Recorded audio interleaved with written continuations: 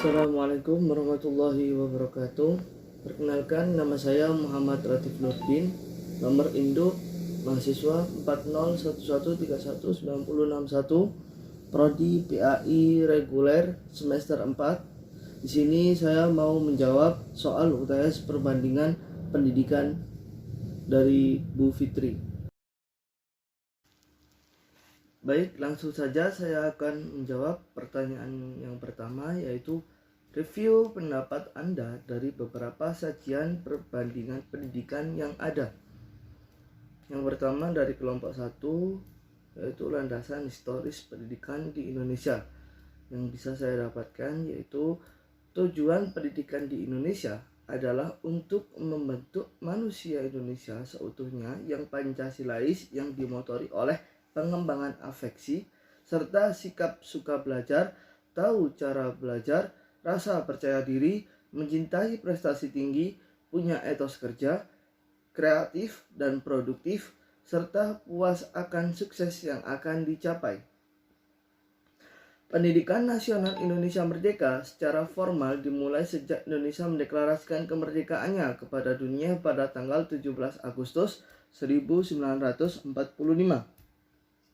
Pendidikan nasional Indonesia Merdeka merupakan kelanjutan dari cita-cita dan praktek-praktek pendidikan masa lampau yang tersurat atau tersirat masih menjadi dasar penyelenggaraan pendidikan ini. Dalam proses pertumbuhan menjadi negara maju, Indonesia telah mengalami berbagai perubahan, termasuk bidang pendidikannya. Perubahan-perubahan itu merupakan hal yang wajar karena perubahan selalu dipengaruhi oleh berbagai faktor yang bisa berganti selaras dengan perkembangan serta tuntunan zaman pada saat itu. Landasan sejarah atau historis pendidikan nasional Indonesia Merdeka merupakan pandangan ke masa lalu. Pandangan ini melahirkan studi-studi historis tentang proses perjalanan pendidikan nasional Indonesia yang terjadi pada periode tertentu di masa yang lampau. Kemudian dari kelompok 2, yaitu sistem dan kebijakan pendidikan di Indonesia. Yang bisa saya dapatkan yang pertama yaitu kebijakan pendidikan adalah suatu keputusan yang dibuat oleh pemerintah atau penyelenggara dalam bidang pendidikan sebagai reaksi dari munculnya berbagai permasalahan pendidikan yang menjadi suatu pedoman bertindak dan sebagai solusi serta inovasi guna mencapai visi dan misi pendidikan dari pemerintah maupun aktor lainnya yang mengurusi pendidikan. Kemudian yang kedua yaitu para pendiri bangsa telah menetapkan kebijakan arah pendidikan bangsa sejak ditetapkannya Undang-Undang Dasar 1945 sebagai Undang-Undang Dasar Negara Kesatuan Republik Indonesia pada tanggal 18 Agustus 1945. Kesembilan karakter manusia Indonesia ini telah mencakup kelima ranah atau potensi pendidikan. Pengembangan potensi pikir yaitu ditandai dengan dihasilkannya sumber daya manusia Indonesia yang berilmu dan kreatif. Untuk menghasilkan peserta didik yang menguasai ranah pikir yang tinggi, model pendidikan dapat dilakukan dengan bentuk pengajaran dalam rangka transfer of knowledge. Yang ketiga, yaitu idealisme arah pendidikan bangsa dalam tataran kebijakan tampaknya baru hanya sebatas slogan belaka. Praktek pendidikan yang berlangsung dewasa ini masih belum mencerminkan adanya refleksi dari implementasi aktualisasi kebijakan arah pendidikan nasional. Triliunan dana APBN untuk bidang pendidikan hanya akan terbuang percuma karena tidak mencapai sasaran pendidikan nasional. Praktek pendidikan tidak disesuaikan dengan kebutuhan anak dan daerah, sehingga hanya menghasilkan pengangguran intelektual melalui pemberlakuan RPP berkarakter yang dimulai pada tahun pembelajaran 2011-2012, maka secara formal semua RPP yang dibuat oleh guru harus memuat nilai-nilai karakter dari ranah rasa, karsa atau religi yang dapat dikembangkan dalam suatu pembelajaran. Yang keempat, anak dapat menjadi pintar tapi tentu dapat menjadi baik. Padahal kata pakar pendidikan Arif Rahman Hakim, yang dibutuhkan negara ini adalah generasi-generasi yang pintar dan baik, bukan hanya pintar saja. Permasalahan di sekolah yang paling utama adalah berganti-gantinya kurikulum. Kemudian dari kelompok 3, yaitu tentang sistem dan kebijakan pendidikan di Malaysia. Yang bisa saya dapatkan, yang pertama yaitu sistem pendidikan di Malaysia diatur oleh Kementerian Pendidikan Malaysia atau KPM. Pendidikan formal yang ada di Malaysia dimulai dari prasekolah, pendidikan rendah, pendidikan menengah, pendidikan pra-university, dan pengajian tinggi. Kemudian yang kedua yang bisa saya dapatkan yaitu memperkenalkan pendidikan prasekolah dalam sekolah rendah, mengurangi tahun sekolah di sekolah rendah dari 6 menjadi 5 tahun, memberikan peluang pendidikan kepada semua pelajar dengan melanjutkan waktu belajar mereka dari 9 hingga 12 tahun, yaitu sampai tingkat 5 di peringkat sekolah menengah. Kemudian mengutamakan pendidikan teknologi dengan tujuan melahirkan pelajaran yang mahir dalam bidang seni perusahaan, perdagangan, dan ekonomi. Yang ketiga yang bisa saya dapatkan yaitu kurikulum sebelum merdeka, yaitu kurikulum selepas atau setelah merdeka. Kemudian dari kelompok 4 yaitu tentang sistem dan kebijakan pendidikan di Cina. Yang bisa saya dapatkan yang pertama yaitu di Cina ada sistem pembelajaran 9 tahun di mana anak-anak mulai bersekolah pada usia 5 tahun. Pendidikan di Cina dibagi menjadi beberapa tingkatan, antara lain pendidikan anak usia dini 3 tahun, pendidikan dasar 6 tahun, pendidikan sekolah menengah pertama 3 tahun, pendidikan menengah 3 tahun ke atas, pendidikan tinggi 2-3 tahun, pendidikan tinggi teknik dan kejuruan 4 tahun, sarjana 4 tahun, magister 2-3 tahun, dan doktor 3 tahun.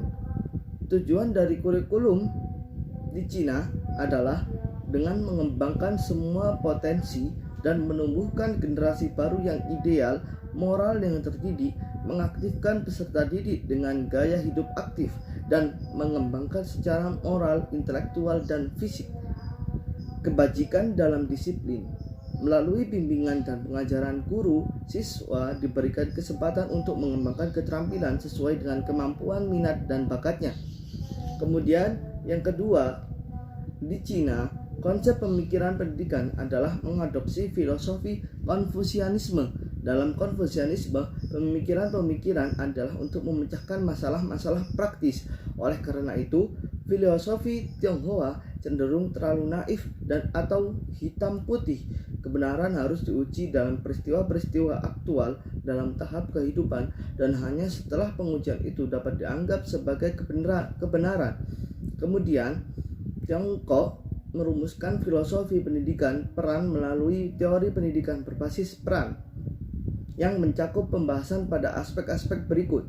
Yang pertama, hakikat pendidikan peran, yaitu mengubah populasi yang besar dari beban menjadi sumber daya manusia tingkat tinggi yang menekankan pada perkembangan intelektual, yaitu kecerdasan bahasa, matematika, ruang atau space, kinestesia, musik, komunikasi interpersonal, dan kecerdasan mengenal alam.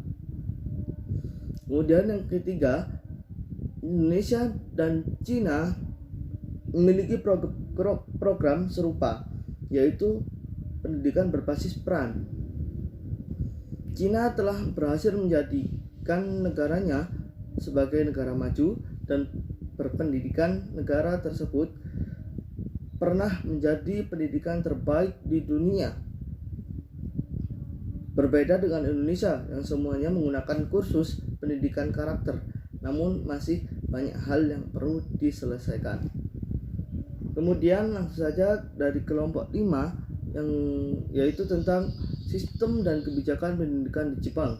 Yang bisa saya dapatkan yaitu sistem pendidikan di Jepang. Sistem persekolahan, sistem pendidikan di Jepang diatur dalam Fundamental Law of Education atau Kyoku Kinobonbu diundangkan tahun 1947 dan mengalami revisi tahun 1999. Sistem persekolahannya sama seperti di Indonesia, yaitu mengikuti pola 6-3-3-4 untuk pendidikan umum. Diawali pendidikan prasekolah yang dimulai usia 3 tahun hingga 5 tahun, dilanjutkan dengan pendidikan dasar di sekolah yang berlangsung 6 tahun, dimulai usia 6 tahun, tahap selanjutnya pendidikan menengah pertama selama 3 tahun, kemudian dilanjutkan sekolah menengah atas yang ditempuh 3 tahun. Yang B. Pola budaya pendidikan di Jepang. Dalam budaya pendidikan di Jepang dikenal dengan istilah Kyoku Mama atau ibu pendidik. Artinya seorang ibu tidak akan pernah berhenti mendorong anak-anaknya untuk belajar sekaligus menciptakan keseimbangan pendidikan yang baik dalam hal fisik, emosional maupun sosial. Kemudian yang kedua yang bisa saya dapatkan yaitu kebijakan pendidikan di Jepang. Pada level nasional, tanggung jawab pendidikan ada pada Kementerian Pendidikan, Ilmu Pengetahuan, dan Kebudayaan. Kementerian memberikan pedoman untuk menyusun kurikulum mata pelajaran serta persyaratan kredit mulai dari TK hingga ke perguruan tinggi. Baik, langsung saja saya akan menjawab pertanyaan yang kedua, yaitu perbandingan pendidikan Indonesia dengan negara lain. Perbandingan yang bisa saya ambil yaitu dari negara Jepang dengan Indonesia, dari negara Malaysia dengan Indonesia, kemudian dari negara Cina dengan Indonesia. Yang saya ambil dari makalah dari kelompok 3 sampai kelompok 5. Yang pertama, tujuan pendidikan, perbandingan pendidikan Jepang dan Indonesia. Tujuan pendidikan di Jepang mengembangkan kepribadian setiap individu secara utuh, berusaha keras mengembangkan sumber daya manusia yang berkualitas baik pikiran maupun jasmani, mengajarkan kepada setiap peserta didik untuk senantiasa memelihara keadilan dan kebenaran.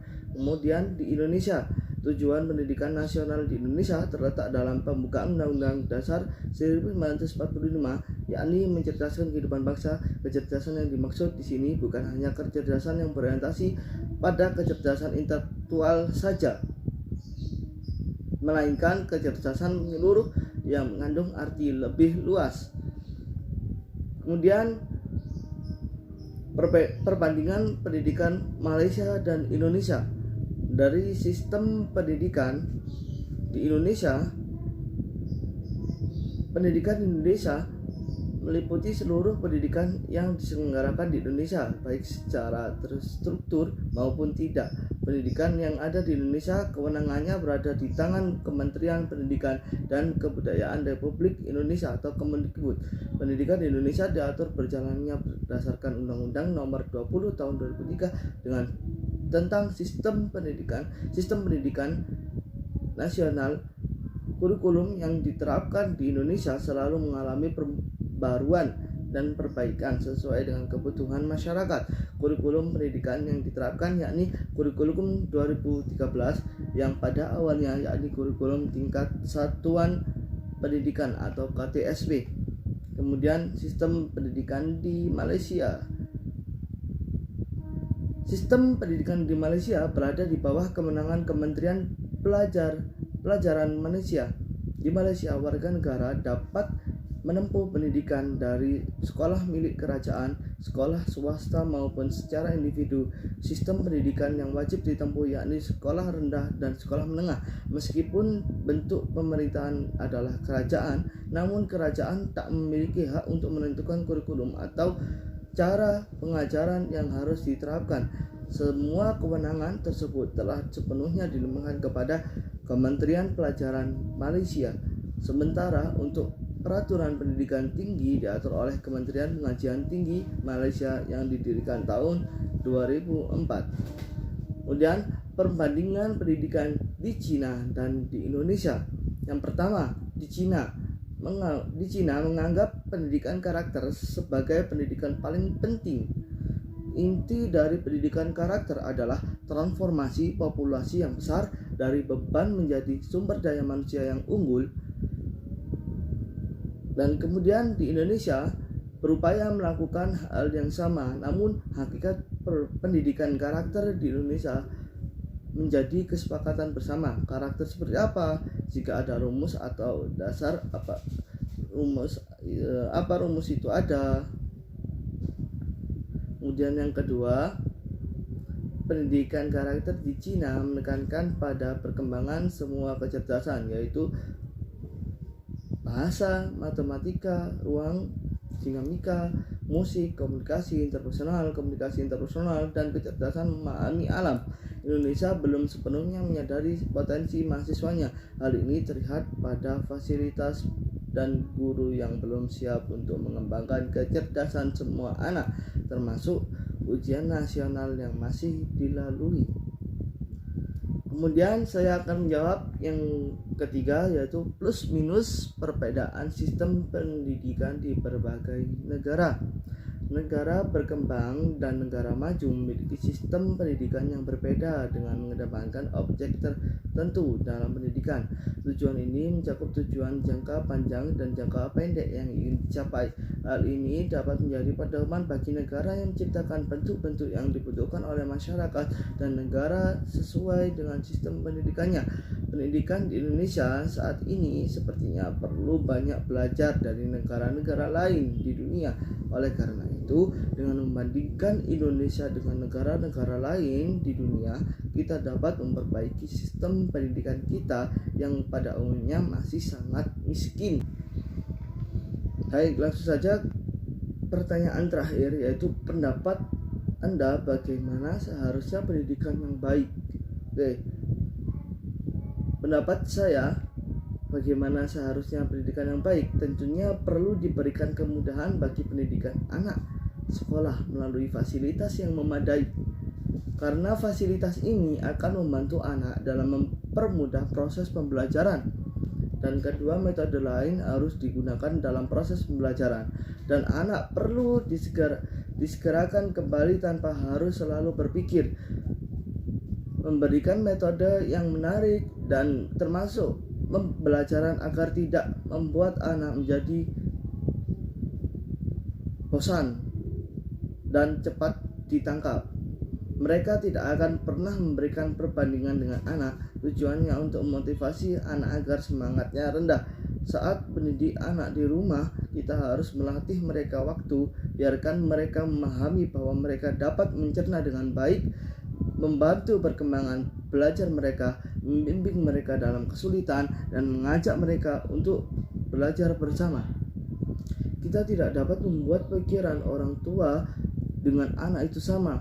Pada dasarnya, jika anak itu senang atas apa yang dilakukannya, itu bukan keterpaksaan, tapi tanamkan pada mereka bahwa belajar itu bukan untuk mendapatkan nilai yang bagus, tetapi ia bisa menjadi orang hebat, orang yang kuat dan tangguh, bahwa ia perlu belajar bukan untuk orang tuanya, tapi dirinya sendiri. Pelajari karakter anak masing-masing dan ajarkan sesuai karakter mereka masing-masing. Baik, itu saja yang bisa saya sampaikan dari persoalan-persoalan yang diberikan Bu Fitri di UTS perbandingan pendidikan yang telah diberikan. Sekian dari saya. Apabila ada salah kata ataupun yang tidak berkenan di hati Anda, saya mohon maaf yang sebesar-besarnya.